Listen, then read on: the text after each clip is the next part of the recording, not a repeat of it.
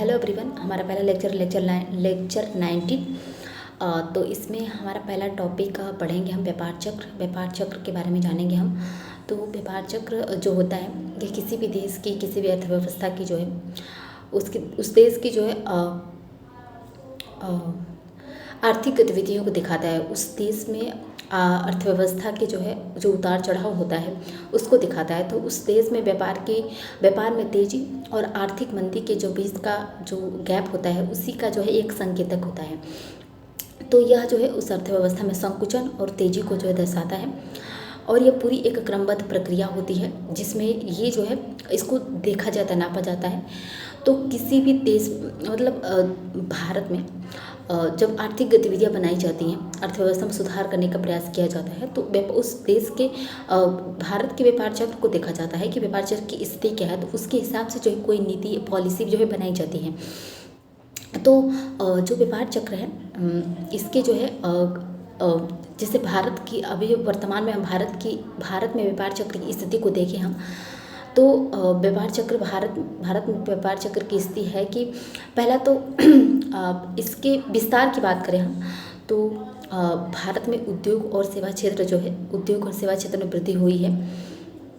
सेवा क्षेत्र का स्थान है वो कृषि और औद्योगिक क्षेत्र से जो बढ़ा है। तो सेवा क्षेत्र का योगदान बढ़ेगा तो उत्पादन अधिक होगा तो रोजगार बढ़ेगा। तो ये है, इससे विस्तार हो रहा है भारत में। और जो सरकारी निवेश में वृद्धि हो रहा है। सरकार जो है तरह तरह के जो निवेश कर जो अर्थव्यवस्था के उत्पादन को अर्थव्यवस्था की जो वृद्धि है उसको तेज करने की कोशिश कर रही है। जैसे कि मेक इन इंडिया जो कार्यक्रम है, इसके जरिए आत्मनिर्भर भारत अभियान के जरिए जो है भारत जो है आत्मनिर्भर बनने की कोशिश कर रहा है। तो भारत आत्मनिर्भर कैसे बनेगा? भारत आत्मनिर्भर तभी बनेगा जब वो जो है किसी देश से आयात करना बंद कर देगा। वो खुद किसी देश से आयात करने के बजाय जो खुद अपने देश में जो है उस प्रोडक्ट को, उस वस्तु का जो उत्पादन करेगा।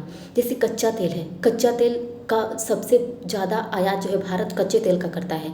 तो उस कच्चे तेल को करना चाहिए भारत को कि खुद अपने देश में जो उसका उत्पादन करने की कोशिश करें। और भी ऐसी जो स्थिति हैं, पेट्रोलियम और उत्पाद है, जो ऐसी स्थितियां हैं जिसका उत्पादन देश में ही हो सकता है, तो उसका जो है उत्पादन देश में ही करने की कोशिश कर रहा है भारत। तो भारत आत्मनिर्भर भारत अभियान के जरिए और मेक इन इंडिया कार्यक्रम के जरिए जो है भारत आत्मनिर्भर बनने की कोशिश कर रहा है, जिससे जो है वह एक उत्पादक देश बन सके और निर्यात को अपने बढ़ा सके, आयात को कम कर सके। तो ये जो है भारत में विस्तार की स्थिति में है। और जो निजी खपत होता है और मांग है, वस्तुओं की मांग में वृद्धि हो रही है और खपत में भी वृद्धि हो रही है। तो इस प्रकार वस्तुओं की मांग में वृद्धि हो रही है, लेकिन उस हिसाब से जो है लोगों को वस्तुओं की सप्लाई नहीं मिल पा रहा है, तो आपूर्ति नहीं हो पा रही, मांग के हिसाब से आपूर्ति नहीं हो पा रही है। तो इस वजह से जो है ये एक जो है भारत विस्तार कर रहा है। और भारत में स्थिति की बात करें तो जो मुद्रास्फीति दर जो है बढ़ी है, मुद्रास्फीति बढ़ी है। तो RBI के द्वारा जो हमारा केंद्रीय बैंक के द्वारा जो है अब उस मुद्रास्फीति को नियंत्रित करने के लिए जो मौद्रिक नीतियाँ अपनाई गई हैं। लेकिन उस मौद्रिक नीति का जो है उस मौद्रिक नीति से कोई ऐसा परिणाम सामने नहीं आया है। तो भारत में जो है ये जो है उसके संकुचन की स्थिति है, मुद्रास्फीति दर बढ़ी है। और जो वैश्विक कारक होते हैं, जो वैश्विक गतिविधियां होती हैं, जिन गतिविधियों की वजह से कुछ प्रभाव भारत पर भी पड़ता है, तो इस वजह से ये सब गतिविधियां जो है भारत को संकुचन की स्थिति में ला रहा है। तो एक तरफ विस्तार हो है, एक तरफ संकुचन हो रहा है। तो भारत दोनों में जो है एक जो है दोनों स्थितियों में जो है एक संतुलन की स्थिति में है। और अब भारत के हम विकास दर की बात करें तो भारत जो है वर्तमान समय में जो है 2024 तक भारत का लक्ष्य था कि भारत का GDP दर जो 6% तक रहे। तो ये एक इसका जो है जो कि वैश्विक स्तर पर देखा जाए तो विश्व के और अनेक अर्थव्यवस्थाओं से जो है ये एक औसत है। भारत का GDP दर 6% सभी अर्थव्यवस्थाओं से जो है अच्छा है। तो और जो है हम विकास दर जो है सेवा क्षेत्र में सेवा क्षेत्र में लोगों का जो है योगदान बढ़ाकर और मैन्युफैक्चरिंग क्षेत्र में जो है और प्रगति कर जो है वस्तुओं का उत्पादन करके जो है रोजगार के अवसर देने की जो है कोशिश कर रहा है भारत वर्तमान समय में। और सरकार तरह तरह के रोजगार को सृजन करने की जो योजनाएं ला रही है, जैसे कि PLI प्रधानमंत्री रोजगार योजना एंड जो है मेक इन इंडिया कार्यक्रम हो गया, आत्मनिर्भर भारत योजना हो गया। तो ये सभी जो योजनाएं हैं, इस योजनाओं के माध्यम से भारत रोजगार देने की जो कोशिश कर रहा है भारत में, और वस्तुओं के उत्पादन को बढ़ाने की कोशिश कर रहा है। तो जैसे जो रोजगार बढ़ेगा वैसे वस्तुओं का उत्पादन भी बढ़ेगा, उससे हमारी अर्थव्यवस्था भी ग्रोथ करेगी। तो ये सभी जो स्थितियाँ हैं ये भारत के विस्तार की स्थिति है, विकास की स्थिति है। एंड निर्यात और आयात की बात करें तो भारत में जो है जो निर्यात बढ़ा है जैसे फार्मा और जो IT क्षेत्र में जो है भारत का निर्यात बढ़ा है। जबकि आयात के मामले में भारत जो कच्चे तेल का आयात सबसे अधिक करता है, तो आयात बिल अधिक बढ़ने की वजह से जो है भारत पर जो है आयात बिल का जो है वो ज़्यादा जो है प्रेशर पड़ा है। तो ये जो है आयात निर्यात की स्थिति है। तो भारत जो है विकास भी कर रहा है और साथ साथ जो कुछ वैसी स्थितियां हैं भारत में अभी वर्तमान समय में जो उसको जो संकुचन की ओर खींच रही हैं। तो भारत इन दोनों का जो संतुलन बनाए रखा है। तो इस वजह से भारत को ये प्रयास करना चाहिए कि वो जो है जब कभी ऐसी अधिक संकुचन की स्थिति आ जाए तो वो उसे निपटने के लिए जो है तैयार रहे। तो भारत जो है विस्तार भी कर रहा है और साथ साथ जो है कुछ ऐसी चुनौतियां सामने आ जा रही हैं घरेलू गतिविधियां की वजह से, वैश्विक गतिविधियों की वजह से जो कुछ इसमें जो है व्यवधान उत्पन्न हो जा रहा है। तो ये जो है भारत की वर्तमान स्थिति है व्यापार चक्र की। एंड नेक्स्ट है डिसइन्फ्लेशन जो होता है, यह जो अवस्था है, इस अवस्था में जो है जो वस्तुओं का जो कीमत होता है, कीमत में वृद्धि हो जाती है। कीमत में वृद्धि होने के बाद जो है कीमत में जो वृद्धि होती है तो मांग में कमी आ जाती है। तो उससे जो है फिर मांग में कमी होने से फिर कीमतें जो है गिर जाती हैं। तो ये जो स्थिति होती है डिसइन्फ्लेशन की, ये जो एक तरफ से मुद्रास्फीति के नियंत्रण का परिणाम होता है। तो जब मुद्रास्फीति को नियंत्रित किया जाता है तो कीमतें धीरे धीरे बढ़ती हैं, जो कि अर्थव्यवस्था के लिए अच्छी मानी जाती हैं। तो इसमें जो है जो डिसइन्फ्लेशन है, इसमें कीमतें जो है धीमी गति से बढ़ती हैं। तो डिसइन्फ्लेशन जो है ये अर्थव्यवस्था जब RBI जो है मुद्रास्फीति को नियंत्रित करने का मौद्रिक नीतियों को अपनाता है, तब जो है डिसइन्फ्लेशन की स्थिति हमें देखने को मिलती है। जैसे कि इसका जो है डिसइन्फ्लेशन का हम देखें तो ये जो स्थिति है इसमें कीमतें बढ़ जाती हैं। और जैसे कि इसका हम उदाहरण देखें तो जैसे कि मान लो 2024 में जो है मुद्रास्फीति का दर जो 6% था और 2023 में 6% था, और वही 2024 में घटकर जो 4% तक आ गया मुद्रास्फीति का दर। तो ये जो है डिसइन्फ्लेशन की स्थिति है, जो कि 6% से 4% तक मुद्रास्फीति दर आ गया है। तो इसमें जो है डिसइन्फ्लेशन में जो कीमतें होती हैं वस्तुओं और सेवाओं के मार्केट में, बाजार में, वो धीमी गति से बढ़ती हैं। तो ये है। एंड इस पे जो है और डिसइन्फ्लेशन की बात करें हम तो जैसे कि RBI के द्वारा ये लक्ष्य निर्धारित किया गया है कि RBI के द्वारा लक्ष्य निर्धारित 2024 तक जो है भारत में मुद्रास्फीति की दर 4% तक ही रहेगा। तो 4% तक 2026 तक जो है 4% तक का लक्ष्य रखा गया है कि 2026 तक जो है 4% तक मुद्रास्फीति का दर जो है रहेगा। लेकिन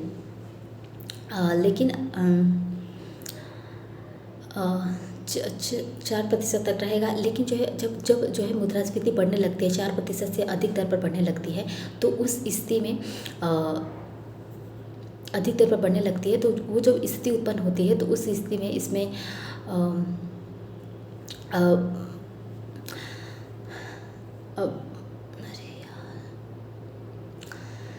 जब बढ़ने लगती है तो RBI की जो मौद्रिक नीतियाँ होती हैं वो कठोर हो जाती हैं। तो उस कठोर स्थिति में जो है RBI जो ब्याज दरें बढ़ा देता है, तो उससे जो है जो कीमत स्तर होती है वो गिर जाती हैं। तो ये जो है डिसइन्फ्लेशन में जो है ऐसा किया जाता है।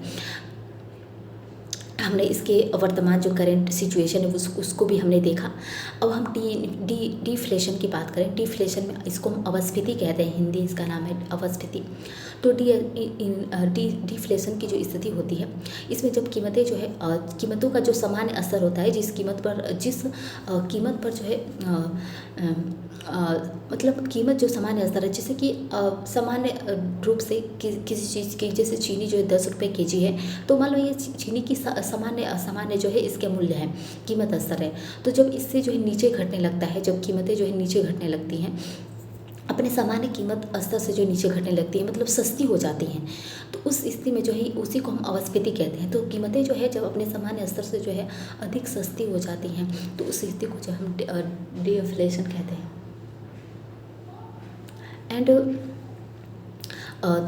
जो है इसमें जो है जो आपूर्ति होती है वो मांग से अधिक हो जाती है।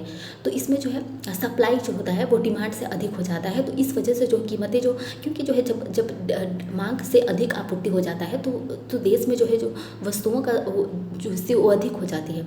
तो सामान अधिक होने से जो है सस्ते हो जाते हैं। तो वही जब मुद्रास्फीति की जब स्थिति रहती है तो उसमें जो है जो सप्लाई होता है वो कम हो जाता है, मांग से सप्लाई कम हो जाता है, मांग अधिक हो जाता है लोगों का मुद्रास्फीति की स्थिति में। तो इसमें जो है कीमतें बढ़ जाती हैं क्योंकि सप्लाई कम रहता है।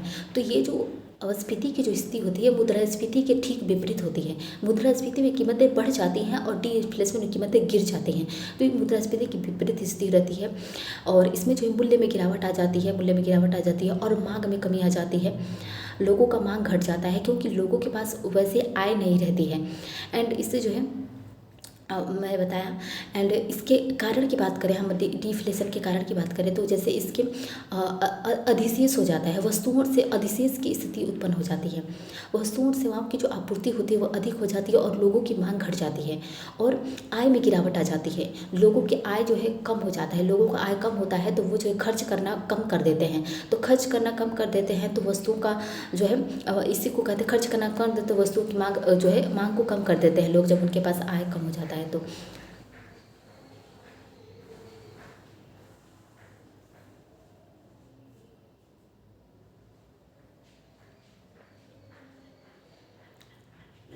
और इससे जो जो और जो इसके कारण की बात करें हम डिफ्लेशन की, तो इसमें जो मनी सप्लाई होता है, मुद्रा की जो आपूर्ति होती है वो उसमें कमी आ जाती है। इससे जो है लोगों का जो है मांग घट जाता है। एंड जो आर्थिक मंदी की स्थिति में भी जो है आर्थिक मंदी जब होता है तभी डिफ्लेशन जो है बढ़ जाता है। एंड डिफ्लेशन की जो है हम इसकी जो है प्रभाव की बात करें तो इसका प्रभाव जो सीधे निवेश पर पड़ता है। निवेश जो है घट जाता है क्योंकि लोगों के पास आय कम हो जाता है, पैसों की आपूर्ति कम हो जाती है तो निवेश घट जाता है, बेरोजगारी दर में वृद्धि हो जाती है। एंड इससे जो है कंपनियों के जो मुनाफे होते हैं, उनके जो फ़ायदे होते हैं वो भी घट जाते हैं। तो इसका हम वर्तमान में इसका एग्जाम्पल देखें तो जैसे कि उदाहरण देखें, वर्तमान में नहीं इसका हम भविष्य में एग्जाम्पल देखें, सॉरी पास्ट में इसका हम एग्जाम्पल देखें तो 1930 के दशक में जो है जो महामंदी आई थी वो जो है ये महामंदी जो डिफ्लेशन की स्थिति को दिखाती है। तो और इसके हम उपाय की बात करें तो आरबीआई के द्वारा जो है जब डिफ्लेशन की स्थिति आती है, डिफ्लेशन की स्थिति में जो है भारत जो है आरबीआई की द्वारा जो ब्याज दरें होती है ब्याज दरों को घटा दिया जाता है, ब्याज दरें कम कर दिया जाता है तो धीरे धीरे मुद्रा की आपूर्ति जो है देश में बढ़ने लगती है। एंड सरकार का जो प्रोत्साहन पैकेज होता है, सरकारी योजनाएं होती है उसमें सरकार वृद्धि करने लगती है। एंड जो है मुद्रा की जो आपूर्ति होता है वो धीरे धीरे बढ़ने लगता है। तो ये जो है इसके उपाय होते हैं डिफ्लेशन के। तो हमने डिफ्लेशन के बारे में पढ़ा। एंड हम नेक्स्ट हमारा टॉपिक है दोहरी मंदी। दोहरी मंदी की स्थिति कब आती है? दोहरी मंदी की स्थिति में जो है इसमें जो है सरकार और जो अन्य संस्थाएं होती है उनके द्वारा मंदी से निपटने के लिए किए गए प्रयास जब जो है विफल हो जाते हैं तो इस स्थिति में जब उनके द्वारा जो है मुद्रास्फीति को नियंत्रित करने में किए गए जो प्रयास होते विफल हो जाते हैं तो वो जो है तो पुनः जो है मंदी की स्थिति उत्पन्न हो जाती है, तो जिसे हम दोहरी मंदी कहते हैं।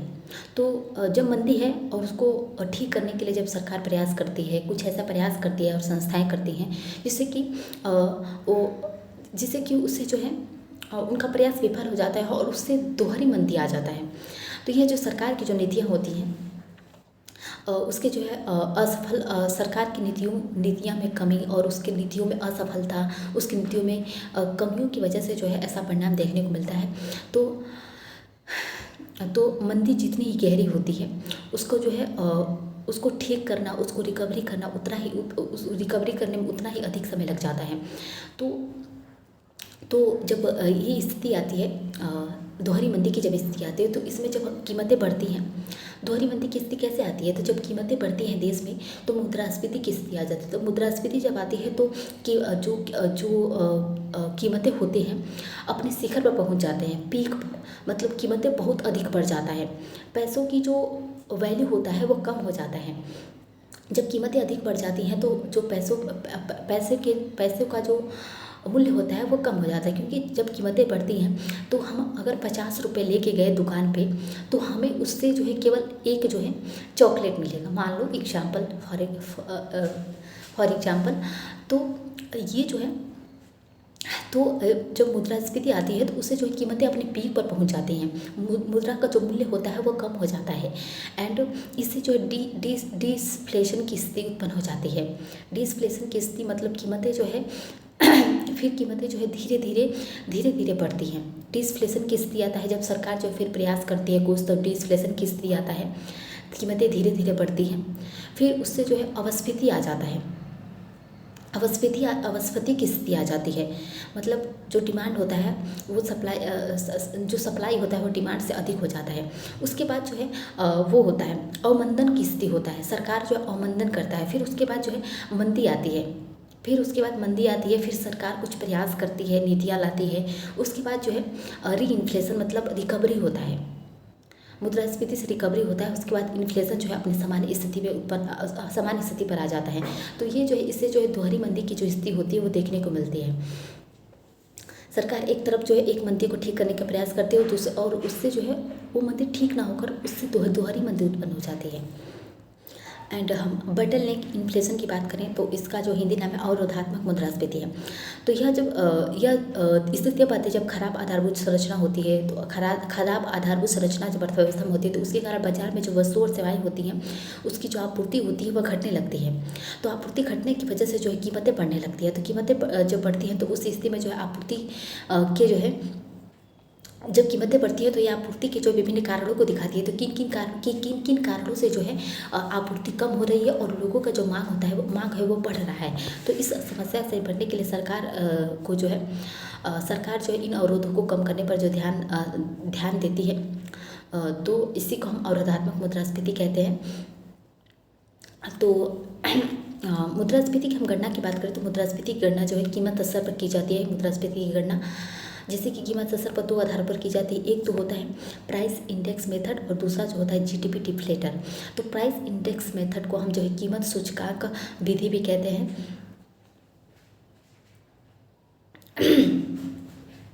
तो इस कीमत सूचकांक विधि में जो है, इस विधि में जो है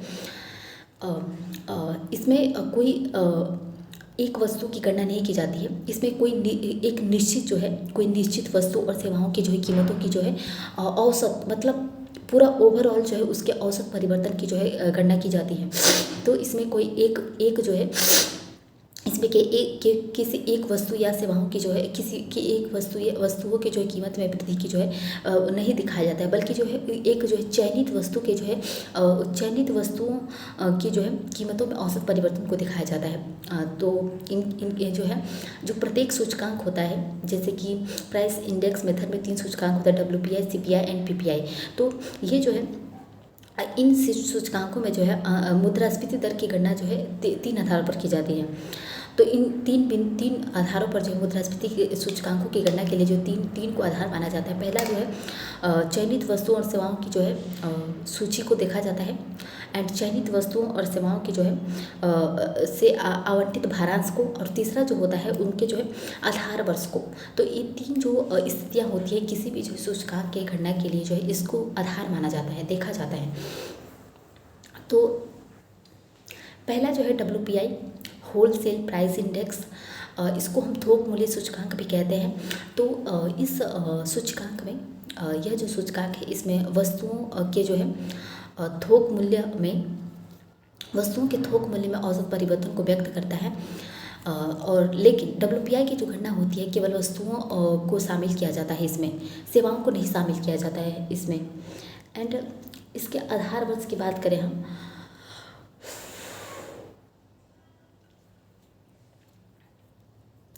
एंड इसके लिए आधार वर्ष 2011 में रखा गया है। एंड डब्ल्यूपीआई की जो गणना होती है वो मासिक आधार पर की जाती है, हर महीने जो इसकी गणना की जाती है, और इसकी गणना जो आर्थिक सलाहकार के कार्यालय द्वारा की जाती है। एंड यह जो कार्यालय है उद्योग संवर्धन और आंतरिक व्यापार विभाग मंत्रालय के अधीन जो है कार्य करता है। आर्थिक सलाहकार जो है आर्थिक सलाहकार कार्यालय, तो आर्थिक सलाहकार कार्यालय के द्वारा जो हर एक महीने जो है डब्ल्यूपीआई की गणना सूचकांक प्रस्तुत किया जाता है। तो डब्ल्यूपीआई की जो बास्केट है उसके बास्केट में वस्तुओं के जो है 3 श्रेणियों को दर्शाया जाता है, 3 श्रेणियों में विभाजित किया जाता है डब्ल्यूपीआई की बास्केट को। पहला जो होता है प्राथमिक उत्पाद, तो प्राथमिक उत्पादों का भारांश जो है लगभग 22% है। और दूसरा जो है विनिर्मित उत्पादों का भारांश लगभग जो है 64% तक है। एंड ईंधन और ऊर्जा की बात करें तो ईंधन ऊर्जा का भारांश जो है लगभग 14% तक है। तो ये जो है डब्ल्यूपीआई में जो डब्ल्यूपीआई की बास्केट में इन 3 वस्तुओं को जो है शामिल किया जाता है, विनिर्मित उत्पाद, प्राथमिक उत्पाद और ईंधन ऊर्जा। तो डब्ल्यूपीआई में जो है सिर्फ इस सूचकांक में जो है सिर्फ वस्तुओं की गणना की जाती है, वस्तुओं को शामिल किया जाता है, सेवाओं को नहीं शामिल किया जाता है। एंड नेक्स्ट है सीपीआई को जो हम कंज्यूमर प्राइस इंडेक्स भी कहते हैं, उपभोक्ता मूल्य सूचकांक कहते हैं। तो सीपीआई के अंतर्गत जो उपभोक्ता होता है, उपभोक्ता मूल्य में औसत परिवर्तन की गणना की जाती है। एंड इसमें जो है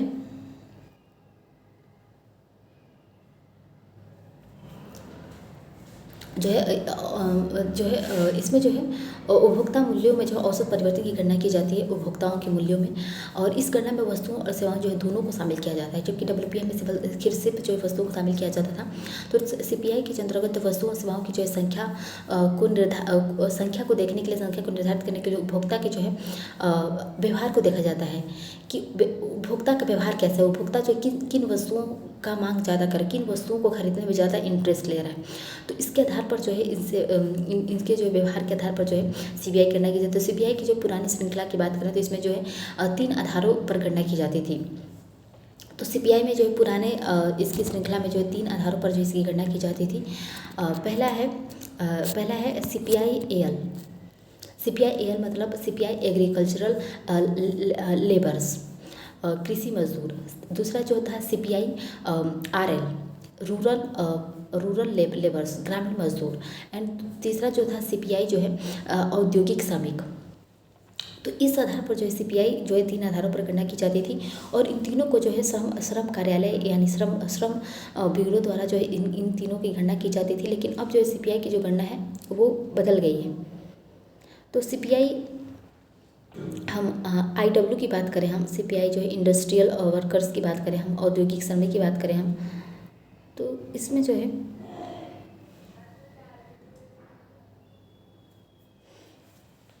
तो यह जो है एक औसत कर्मचारी मजदूर के जो है किसी एक कर्मचारी मजदूर के मजदूर के जो परिवार द्वारा उसके द्वारा किन वस्तुओं को उपभोग किया जा रहा है, तो उस परिवार के द्वारा उपभोग किए जाने वाले वस्तुओं के जो है वस्तुओं और सेवाओं के जो है उनके वस्तुओं और सेवाओं के मूल्य में परिवर्तन को जो दिखाता है। तो इसका मापन जो है इसका जो मापन जो है श्रम कार्यालय द्वारा किया जाता है। मासिक आधार पर इसका श्रम ब्यूरो द्वारा इसको रिपोर्ट दिया जाता है।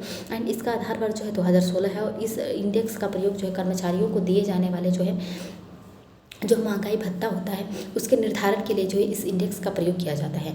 तो उसके निर्धारण के लिए जो है सीपीआई जो है औद्योगिक श्रमिक इंडेक्स का प्रयोग किया जाता है।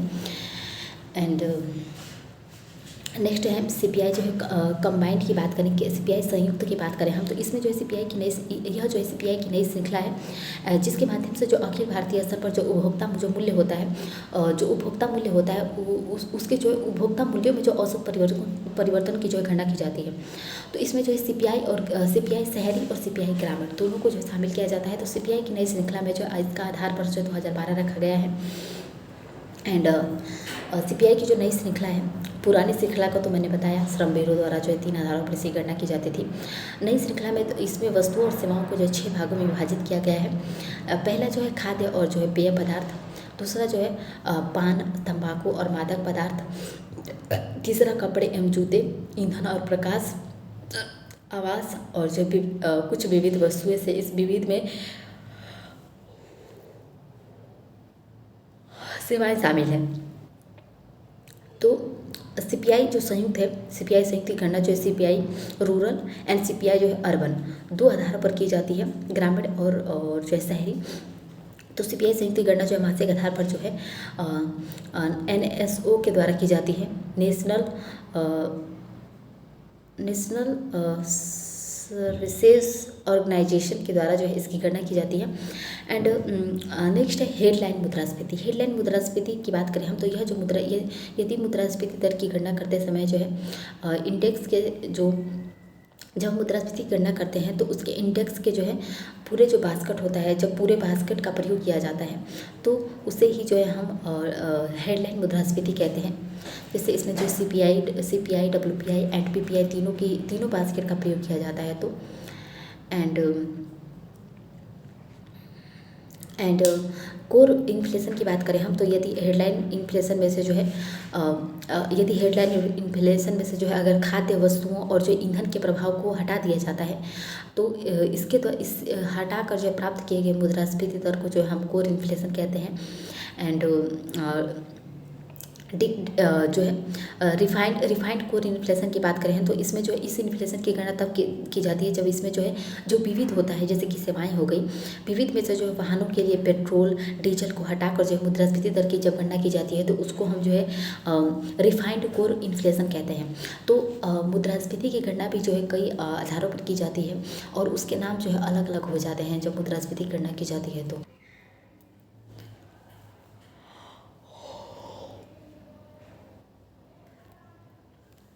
नेक्स्ट हमारा उत्पादन कीमत सूचकांक, प्रोड्यूसर प्राइस इंडेक्स। तो ये जो इंडेक्स है पीपीआई जो है प्रोड्यूसर प्राइस इंडेक्स, यह सूचकांक जो है वस्तुओं और सेवाओं के जो उत्पादन का कीमत होता है, उत्पादन करने के उसका जो कीमत होता है उसमें जो है औसत परिवर्तन को दिखाता है। तो यह जो उत्पादक के दृष्टिकोण से जो है जो उत्पादक होता है, उत्पादक करने वाला जो व्यक्ति होता है उसके दृष्टिकोण से मूल्य में परिवर्तन को जो है यह प्रदर्शित करता है। तो यह सूचकांक, इस सूचकांक में जो उत्पादन की जो मूल कीमतें होती हैं उसका प्रयोग किया जाता है। और मूल कीमतों के अंतर्गत जो इसमें टैक्स, परिवहन लागत आदि जो है शामिल नहीं होते हैं। तो ये जो है पीपीआई की गणना जो इस आधार पर की जाती है जो है। एंड पीपीआई से संबंधित जो है पीपीआई से संबंधित जो बीएन गोलदार समिति ने जो है रिपोर्ट प्रस्तुत की थी। इसने जो पीपीआई के गठन की जो सिफारिश की थी, यद्यपि जो अभी तक जो इसका गठन नहीं किया गया है, बीएन गोलदार समिति का गठन अभी तक नहीं किया गया है। एंड तो पीपीआई की गणना के बारे में भी देखा, पीपीआई सूचकांक ये जो कीमतों में परिवर्तन को देखता है, मूल्यों में परिवर्तन को दर्शाता है, वस्तुओं की कीमतों के मूल्य में परिवर्तन को देखता है। नेक्स्ट है NHB रेजिडेक्स। NHB जो है नेशनल हाउस बैंक है, राष्ट्रीय आवास बैंक रेजिडेक्स जो है लाता है। तो यह भारत का जो पहला आधिकारिक आवास मूल्य सूचकांक है रेजिडेक्स, जिसकी शुरुआत जो 2007 में जो है नेशनल हाउस बैंक के द्वारा की गई थी। और यह जो है इंडेक्स जो है 3 महीनों पर जो है तिमाही आधार पर जो है भारत के जो है विभिन्न शहरों में मासिक आधार पर जो है तिमाही आधार पर जो भारत के विभिन्न शहरों में जो उनके आवास का जो कीमत होता है, रहने का जो कीमत होता है, उसमें परिवर्तन की जो है जानकारी देता है। तो इसके लिए आधार पर जो 2017-18 है, इसकी बास्केट में लगभग जो 50 चुनिंदा जो है शहरों को शामिल किया गया है। तो इसके बास्केट में जो है 50 चुनिंदा शहरों को शामिल किया गया है, जिसके लिए हर 3 महीने पर जो है इस इंडेक्स के द्वारा जो है सूचकांक लाया जाता है। एंड अब हम जो है मुद्रास्फीति की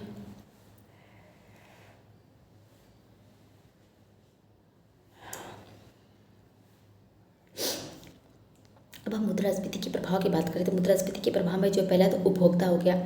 उपभोक्ता जो है क्रय शक्ति में कमी के कारण जो उपभोक्ता को हानि हो जाती है। तो इसका प्रभाव ये पड़ता है कि जब लोगों का आय कम हो जाता है तो उपभोक्ताओं को हानि होती है, पहला तो इसका प्रभाव ये पड़ता है। एंड उत्पादक को हानि होती है, सीमित और नियंत्रित मुद्रास्फीति उत्पादक को जो लाभ पहुंचाती है।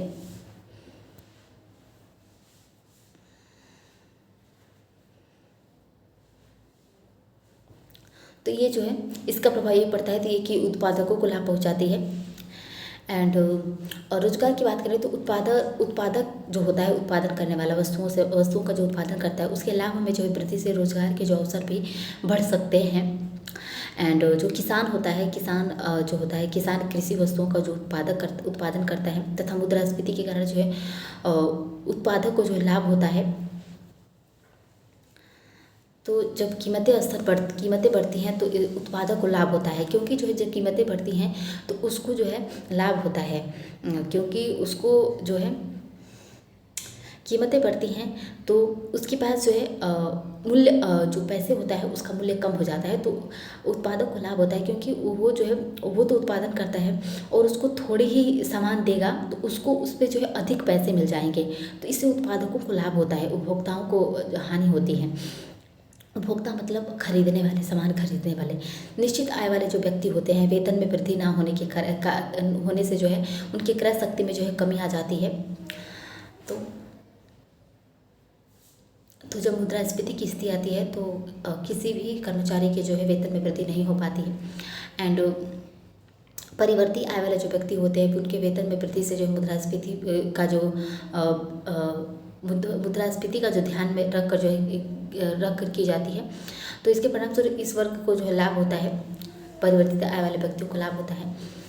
एंड इसका प्रभाव हमारे आयात पर पड़ता है, मुद्रास्फीति का प्रभाव। तो हमारी जो घरेलू अर्थव्यवस्था है उस अर्थव्यवस्था में उच्च उत्पादन लागत में जो है जो उत्पादन गतिविधियाँ होती हैं वो महंगी हो जाती हैं, तो इसके परिणामस्वरूप आयात में जो वृद्धि होने लगती है। तो जब इन्फ्लेशन की स्थिति आती है तो भारत में जो उत्पादन करना जो है अधिक महंगा हो जाता है, तो भारत अपने देश में उत्पादन ना करके जो आयात करने लगता है, तो ये जो आयात पर बुरा प्रभाव पड़ता है मुद्रास्फीति का। निर्यात पर भी पड़ता है, मुद्रास्फीति के कारण जो उत्पादन जो लागत होती है वह बढ़ जाती है, जिससे जो निर्यात हतोत्साहित हो जाता है, तो उत्पादन लागत बढ़ जाता है। इस वजह से जो भारत जिन वस्तुओं का निर्यात करता है उन वस्तुओं का भी वह निर्यात जो उस मात्रा में नहीं कर पाता है। जैसे कि आईटी, अभी हमने देखा कि भारत सबसे ज़्यादा आयात जो आईटी एंड फार्मा क्षेत्र का जो है निर्यात कर रहा है, तो इस क्षेत्र में भी जब मुद्रास्फीति की स्थिति उत्पन्न होगी तो वो जो निर्यात जो हतोत्साहित हो जाएगा आईटी एंड फार्मा क्षेत्र का, तो ये प्रभाव पड़ेगा। एंड जो है इसका जो है ऋणी व्यक्तियों पर प्रभाव पड़ेगा। तो दीर्घकालिक अवस्था में यदि ऋणी को जो है निवेश के द्वारा अधिक लाभ प्राप्त होता है,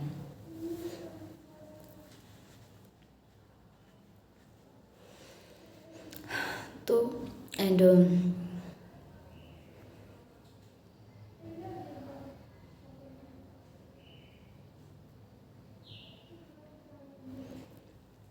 इससे जो है ऋणदाता जो होता है, ऋणदाता मुद्रास्फीति के कारण जो है ऋणदाता द्वारा जो है दिए गए जो ऋण होता है उसका मूल्य भविष्य में जो है घट जाता है, तो इसके परिणामस्वरूप जो उसको हानि होती है। तो ऋणदाता को हानि होती है मुद्रास्फीति की स्थिति में और ऋण लेने वालों को जो है फायदा होता है।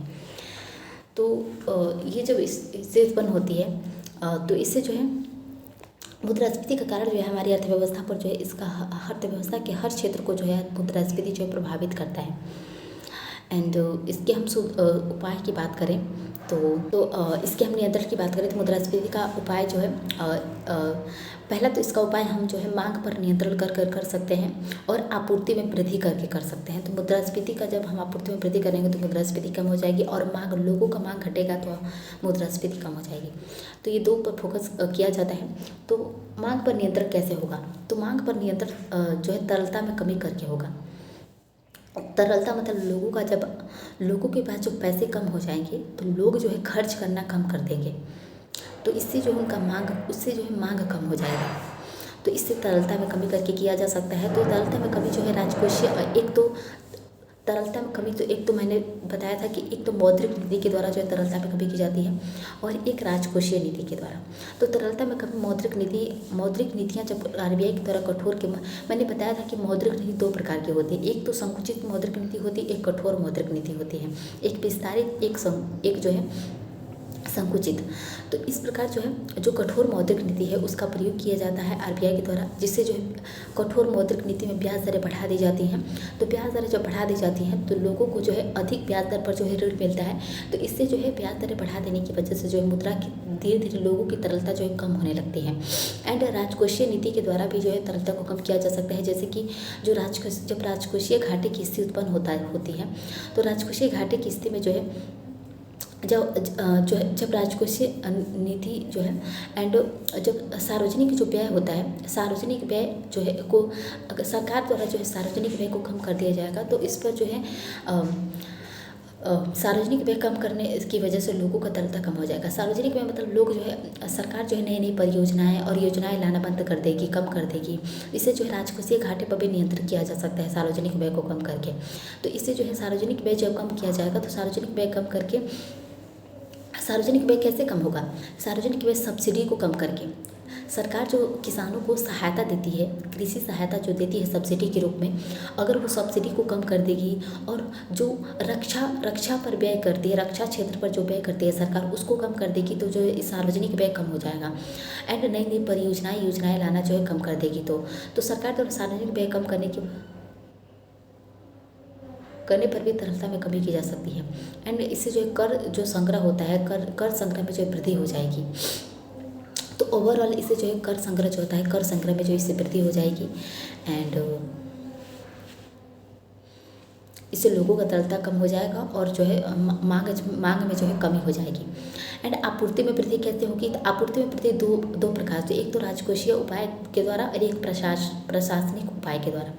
तो राजकोषीय उपाय में ये होगा कि राजकोषीय उपाय में सरकार एमएसपी जो है, एमएसपी में वृद्धि कर देगी। सरकार जब एमएसपी में वृद्धि कर देगी, किसानों का जो उत्पादन होता है उस उत्पादन पर जो है अधिक जो फसलें होते हैं उसको एमएसपी पर खरीदने लगेगी। तो एमएसपी में वृद्धि करेगी तो उससे जो है आपूर्ति में वृद्धि हो जाएगी। एंड आयात में वृद्धि करके जो है आपूर्ति में वृद्धि किया जा सकता है। और निर्यात में कमी और आयात में वृद्धि करने की वजह से जो है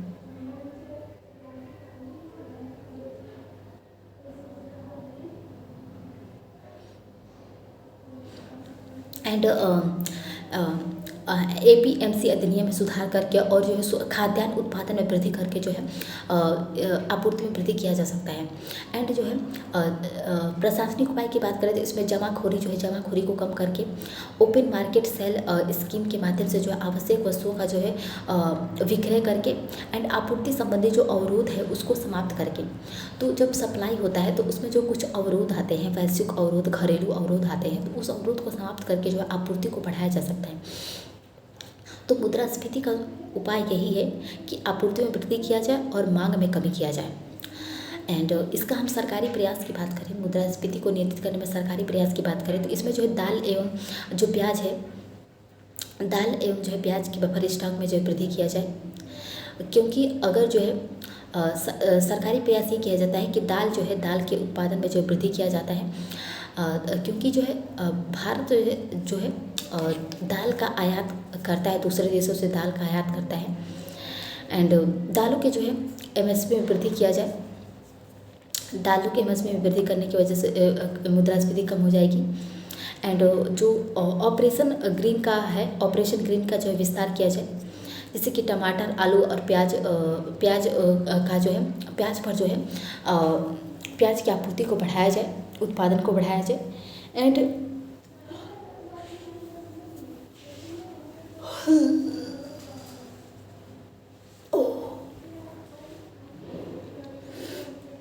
जो जल्दी खराब होने वाली जो वस्तुएं हैं उनकी आपूर्ति को बढ़ाने के लिए जो है आपूर्ति को बढ़ाने के लिए जो एपीएमसी अधिनियम में सुधार किया जाए। एंड सुधार किया जाता है सरकार के द्वारा। एंड सोयाबीन को जो है आवश्यक वस्तुओं की सूची में जो शामिल किया गया है। तो इस प्रकार जो है मुद्रास्फीति को नियंत्रित करने के लिए कुछ सरकारी प्रयास भी किए जाते हैं। एंड इसमें जो है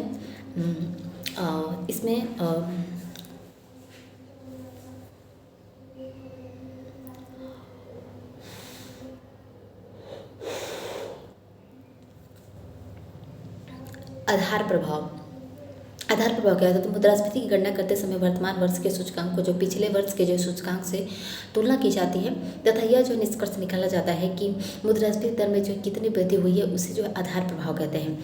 तो आधार प्रभाव के आधार पर जो मुद्रास्फीति गणना में जो है सहायता मिलती है और इसी को ध्यान में रखकर जो मुद्रास्फीति की गणना की जाती है। एंड हमारा अब जो है नेक्स्ट चैप्टर है राष्ट्रीय आय। National income.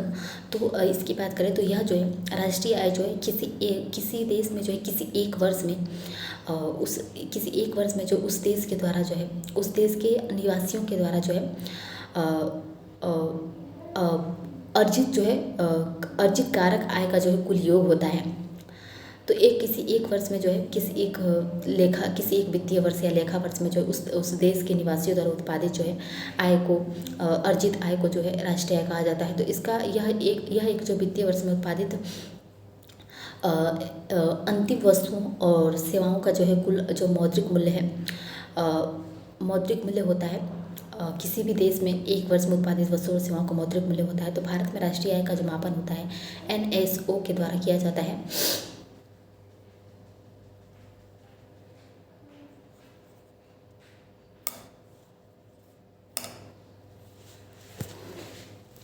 तो राष्ट्रीय आय की जो गणना है उसमें केवल जो अंतिम वस्तुओं को जो है शामिल किया जाता है। तो इसमें केवल जो है अंतिम वस्तुओं को ही शामिल किया जाता है एंड मध्यवर्ती वस्तुओं को जो इसमें शामिल नहीं किया जाता है, क्योंकि मध्यवर्ती वस्तुओं को जो शामिल करने से जो गणना होती है राष्ट्रीय की जो गणना होती है वो दोहरी गणना हो जाती है। दोहरी गणना की समस्या उत्पन्न हो जाती है। तो अंतिम वस्तुओं को शामिल करने का एक अन्य उद्देश्य यह भी है कि किसी जो है अर्थव्यवस्था की जो है सशक्तता का जो आकलन उसमें जो उत्पादित वस्तुओं के जो उत्पादन क्षमता के आधार पर जो किया जा सके। तो इसके आधार पर भी इसलिए भी जो है किसी भी देश में जो है उत्पादित अंतिम वस्तुओं और सेवाओं की जो है अंतिम वस्तुओं और सेवाओं के आधार पर जो है राष्ट्रीय आय की गणना की जाती है। तो वस्तुएं जो होती हैं वो दो प्रकार की होती हैं, एक तो मध्यवर्ती वस्तुएं होती हैं, एक जो होता है अंतिम वस्तुएं होती हैं। तो अंतिम वस्तुओं में जो है वो अंतिम वस्तुएं जो होता है इसमें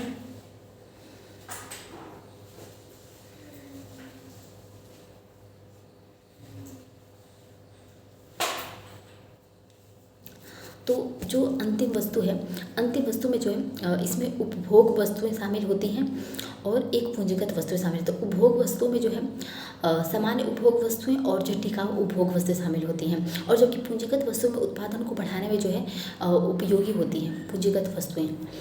तो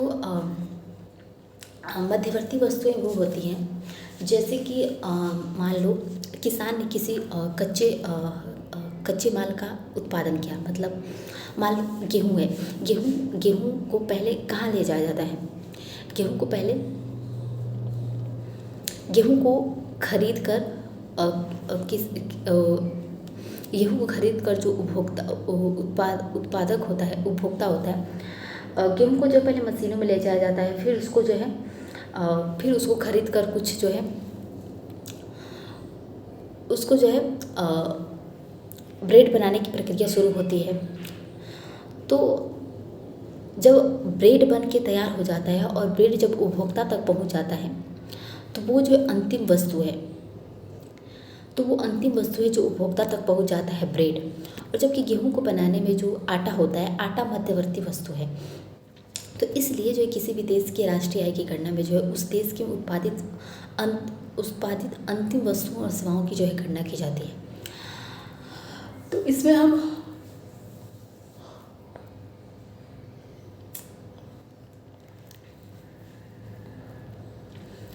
कारक आय की बात करें तो कारक आय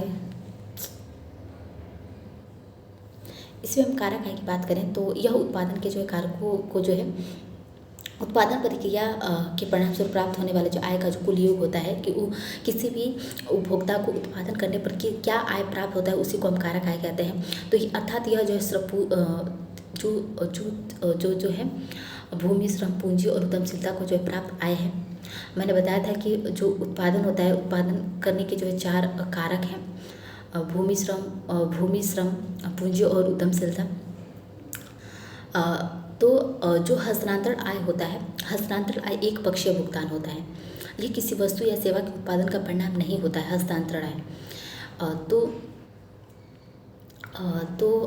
जो है जैसे कि छात्रवृत्ति, बेरोजगारी भत्ता, वृद्धावस्था पेंशन, विधवा पेंशन, तो ये सब जो हस्तांतरणीय आय होते हैं।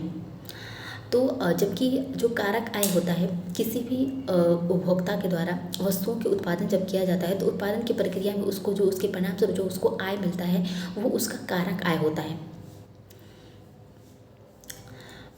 तो जैसे कि राष्ट्रीय आय के मापन में जो है केवल कारक आय को शामिल किया जाता है, इसमें जो हस्तांतरण आय को शामिल नहीं किया जाता है। तो कारक आय को इसमें बस शामिल किया जाता है, किसी भी देश के राष्ट्रीय आय की गणना में कारक आय को शामिल किया जाता है। एंड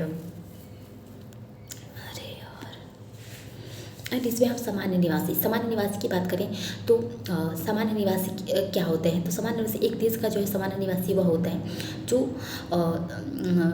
सामान्य रूप से उसी देश में निवास करते हैं। जैसे कि हम भारत के निवासी हैं, जिसकी आर्थिक रुचि भी उसी देश में केंद्रित होती है, तो वह निवासी होता है।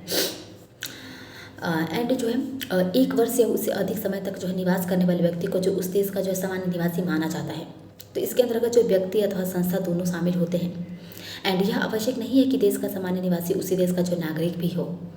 तो मतलब इसका अर्थ यह है कि मान लो कोई अमेरिका का कोई व्यक्ति है और भारत में 1 वर्ष से रह रहा है, तो वो उसको जो है भारत का जो निवासी माना जाएगा, ना कि, लेकिन वो भारत का नागरिक नहीं है, बस निवासी है, भारत में निवास करता है, ना कि भारत का नागरिक है। मैं भारत का नागरिक भी हूँ और निवासी भी हूँ, दोनों हूँ। एंड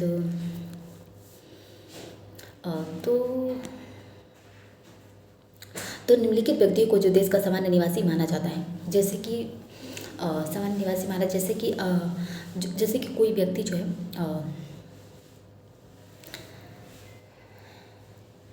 जैसे कि मनोरंजन, चिकित्सा, खेलकूद, अवकाश आदि के लिए अगर कोई विदेशी व्यक्ति भारत में आता है, तो उस विदेशी व्यक्ति को जो है सामान्य निवासी नहीं माना जाएगा, क्योंकि वो बस कुछ समय के लिए, कुछ अवकाश को बिताने के लिए, मनोरंजन करने के लिए, चिकित्सा को लेने के लिए आया है, तो वो जो है व्यक्ति जो है उसको सामान्य निवासी नहीं माना जाएगा भारत का, क्योंकि वो 1 वर्ष तो रहेगा ही नहीं। मैंने अभी बोला कि 1 वर्ष से अधिक समय तक जो व्यक्ति निवास करता है किसी भी देश में, वो भारत में उसको निवासी बोला जाएगा। तो एंड विदेशी जो है पदाधिकारी हो गया, कोई कूटनीतिज्ञ हो गया जो कि भारत में जो है कुछ समय के लिए, कुछ ऐसे समझौतों के लिए, कुछ परियोजनाओं के लिए भारत में आता है, तो वो जो है भारत का निवासी नहीं होता है। वो जो है मान के चलो भारत का पर्यटक होता है। एंड भारत में अंतर्राष्ट्रीय संगठनों में जो कार्य करने वाले विदेशी नागरिक होते हैं, वो भी भारत के निवासी नहीं होते हैं। तो हमने जाना कि भारत के निवासी और सामान्य निवासी और नागरिक में क्या अंतर है। हम भारत के नागरिक हैं, और जो हमारा आधार कार्ड होता है वो हमारे नागरिकता का पहचान नहीं होता है। आधार कार्ड जो है हमारी खुद की पहचान होता है, व्यक्तिगत पहचान के लिए आधार कार्ड है, ना कि हमारे नागरिकता के पहचान के लिए।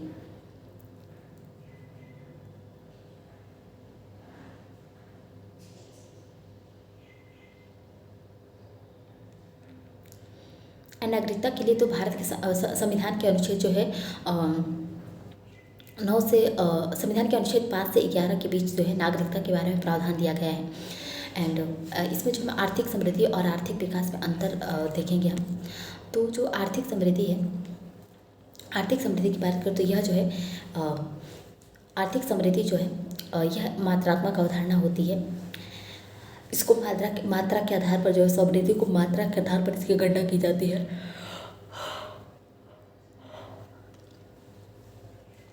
एंड जो विकास होता है इसको जो है मात्रात्मक और गुणात्मक दोनों आधारों पर जो है इसकी अवधारणा पर दोनों आधारों पर जो है इसकी गणना की जाती है। एंड जो समृद्धि है इसका मापन जो है प्रति व्यक्ति आय के आधार पर जो है इसका मापन किया जाता है। एंड जो है एंड यह जो है समृद्धि की बात होती है तो एक जो है अल्पकालिक प्रक्रिया होती है। एंड यह जो आर्थिक समृद्धि के लिए जो उत्पादन करना अनिवार्य है, तो आर्थिक समृद्धि को बढ़ावा देने के लिए उत्पादन अनिवार्य होता है। तो यह एक जो है अल्पकालिक प्रक्रिया होती है, कम समय की समृद्धि होती है। विकास की बात करें तो यह जो आर्थिक विकास का मापन, जो आर्थिक विकास का जो मापन होता है वो जीवन स्तर में सुधार के द्वारा किया जाता है। तो जब लोगों का जीवन स्तर सुधरता है तो उससे हम आर्थिक विकास का मापन करते हैं। तो इसके अर्थात प्रति व्यक्ति आय में वृद्धि के साथ साथ यदि लोगों के जो है लोगों के जीवन स्तर में सुधार होने लगता है, जीवन स्तर में परिवर्तन होने लगता है, तो इससे जो आर्थिक विकास का जो सूचक माना जाता है।